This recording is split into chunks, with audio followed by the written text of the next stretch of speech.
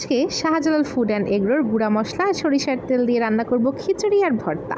প্রথমেই পাত্রে সরিষার তেল দিয়ে নিলাম, রসুন কুচি পেঁয়াজ কুচি দিয়ে একটু নাড়াচাড়া করে নিচ্ছি। আর আমাদের সরিষার তেলের ঘ্রাণ এরপরে মাসকালাই ডাল আর ভাতের চাল দিয়ে খিচুড়িটা রান্না করতেছি। তো চাল আর ডাল একসাথে দিয়ে একটু নাড়াচাড়া করে নিচ্ছি। এরপরে লবণ দিয়ে দিলাম।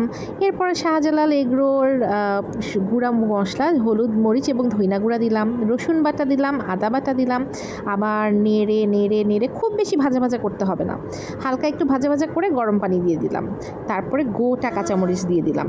এরপরে বলক এসে আস্তে জালে ঢেকে রাখতে হবে। এই যে আমার খিচুড়ি প্রায় রেডি হয়ে গেছে।